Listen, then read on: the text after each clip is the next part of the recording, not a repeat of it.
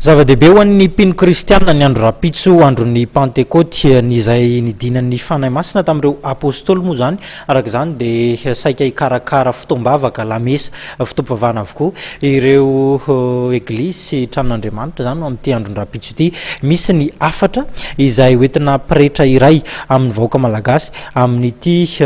fiatrehana ny fetiny pentecote ity. Izay moa zany dia ny tenako moa zany a mon père pretra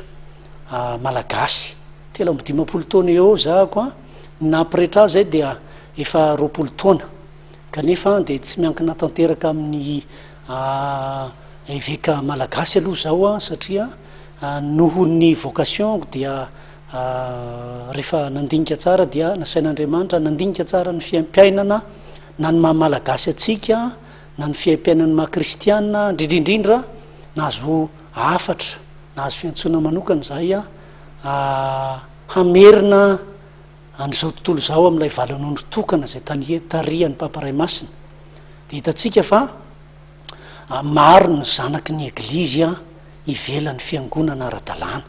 samy mamorona eglizy atsero io tsy sitrapon'Andriamanitra izy io marina fa efa fantatra Jesosy fa tsy maintsy zarazara ny zanany any aorinany a no mitoetsaina tsy mitovy sy mizarazara te hitady fahefana sy ny sisa. Enina dia hitanao reo hitatsika izao aza fa mahamenatra ihany ny zava-misy na dia ny atao hoe FFKM aza zao lasa ohatran'ny fitaovana politika ary ireny indrindrindrindra no mahamaika an'izao fanambarany zao hoe mibeba isika rehetra tsy misy akanavaka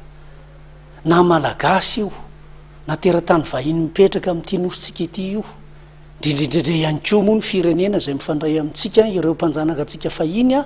efa tokony hiova daholo satria miantso fampihavanana iraisam-pirenena Andriamanitra ankehitriny manomboka amintsika malagasy manomboka amin'ny mpiray finoana mpiaramonina ny ao atokantrano ao mpianakavy tokony andiny tena mafy mihitsy a ny malagasy dia izay le afatr'Andriamanitra raiso ny fanavaozan'ny fanahy masina tonga ny fotoana fa tanteraka daholo io tenin'Andriamanitra io zao tonga amin'ny atao hoe fahatanteran'Andriamanitra ny teniny ny olona mbola hiandry an Jesosy any amin'ny ny raha lanitra any zany tsisy mahafantatra zany fa Jesosy efa eto amintsika ary zany anisan'ny hijoroanay a vavolombelon'ny finoana zay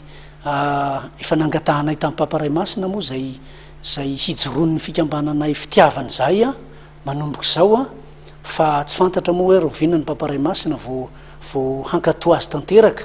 kanefa ny afatr'Andriamanitra tahaka an'ireo mpaminany ireo ry Isaia mpaminany Joan Batista miantso fibebahana